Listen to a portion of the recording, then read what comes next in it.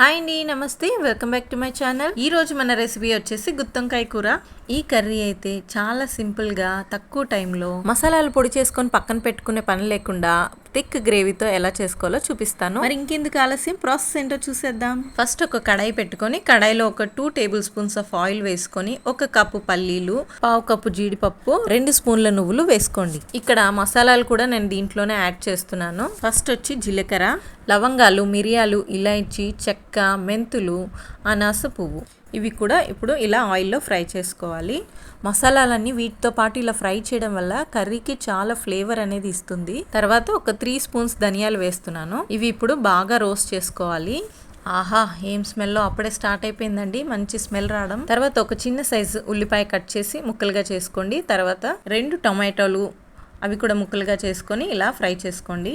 ఉల్లిపాయ టమాటా బాగా మగ్గనివ్వాలి. మగ్గనిచ్చిన తర్వాత కొద్దిసేపు చల్లారాక తీసి మిక్సీ జార్లో వేసుకోండి. తర్వాత ఒక నిమ్మకాయ సైజ్ అంత చింతపండు తీసి నానబెట్టండి. నెక్స్ట్ వంకాయల్ని శుభ్రంగా కడుక్కొని ఇలా పక్కన పెట్టేసిన తర్వాత ఈ వంకాయలకి నేను ఘాట్లు పెట్టేస్తున్నాను. చూడండి, ఈ వీడియోలో చూపిస్తున్న విధంగా ఇలా ఘాట్లు పెట్టేసుకోవాలి అన్ని వంకాయలకి. అనుకోకుండా మన ఇంటికి ఎవరైనా గెస్ట్లు వచ్చినప్పుడు క్విక్గా మనం ఈ ప్రాసెస్లో కనుక చేస్తే చాలా ఫాస్ట్గా అయిపోతుంది కర్రీ అనేది.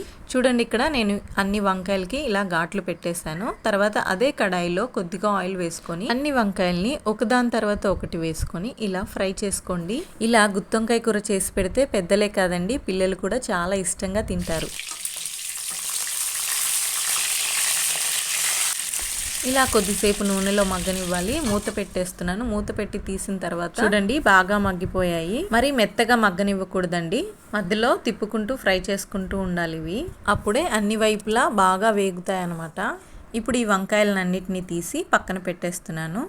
గుత్తొంకాయ కూర అంటే ఎవరికి ఇష్టం ఉండదు చెప్పండి. ఎన్ని కొత్త రకం వంటలు వచ్చినా సరే గుత్తొంకాయ తర్వాత ఏ కూర అయినా సరే, అంతే కదా.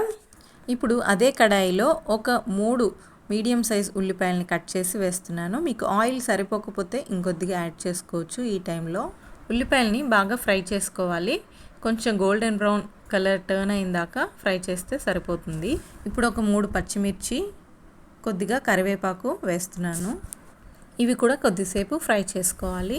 ఉల్లిపాయలని మరీ ఎర్రగా ఫ్రై చేసుకోకూడదండి, కూర టేస్ట్ అనేది మారిపోతుంది. తర్వాత నేను ఇక్కడ 2 స్పూన్లు అల్లం వెల్లుల్లి పేస్ట్ వేస్తున్నాను. ఇది కూడా బాగా ఫ్రై చేసుకోవాలి. ఇలా వేగిన తర్వాత 1.5 స్పూన్ దాకా నేను సాల్ట్ వేస్తున్నాను. మీ రుచికి సరిపడా మీరు వేసుకోండి. తర్వాత ఒక 1/2 స్పూన్ పసుపు వేసి ఇది కూడా బాగా మిక్స్ చేస్తున్నాను.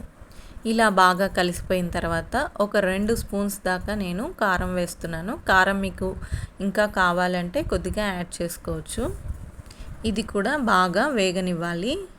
ఇలా మొత్తం అంతా దగ్గర పడ్డాక ఒక 2 స్పూన్స్ దాకా నేను కొబ్బరి పొడిని వేస్తున్నాను. డెసికేటెడ్ కోకోనట్ పౌడర్ అని మార్కెట్లో దొరుకుతుందనమాట. ఈ కొబ్బరి పొడిని ఇలా బాగా ఫ్రై చేసుకోండి.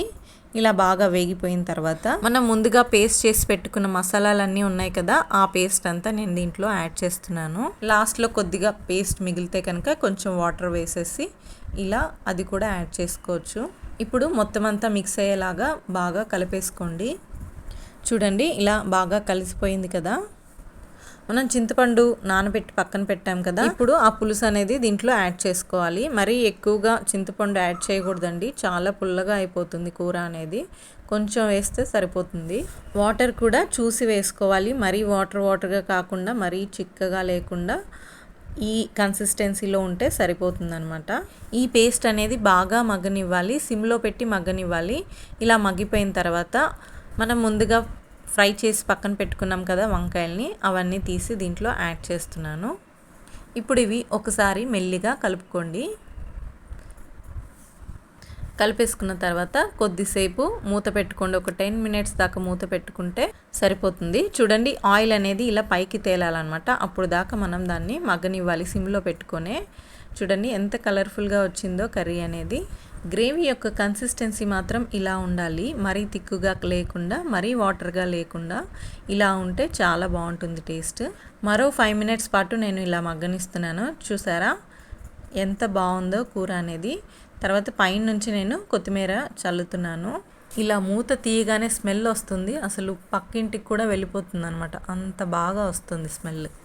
వంకాయ కూడా చూసారా ఎంత స్మూత్గా ఉందో, మరీ మెత్తగా లేకుండా మరీ గట్టిగా లేకుండా ఇలా ఉంటే చాలా బాగుంటుంది. వేడి వేడి అన్నంలో ఈ గుత్తొంకాయ కూర వేసుకొని తింటుంటే ఉంటుంది ఆహా, ఇంకా మాటల్లో చెప్పలేమన్నమాట, అంత బాగుంటుంది. మరి ఇంకెందుకు ఆలస్యం, మీరు కూడా మీ ఇంట్లో ట్రై చేయండి. అమోఘమైన గుత్తొంకాయ కూరని రుచి చూడండి. ఈ రెసిపీ కనుక మీకు నచ్చితే తప్పకుండా లైక్ చేయండి, షేర్ చేయండి అండ్ సబ్స్క్రైబ్ చేయండి. అండ్ ఈ రెసిపీ మీకు ఎలా అనిపించిందో నాకు కమెంట్ సెక్షన్లో కమెంట్ చేయండి. Thank you for watching.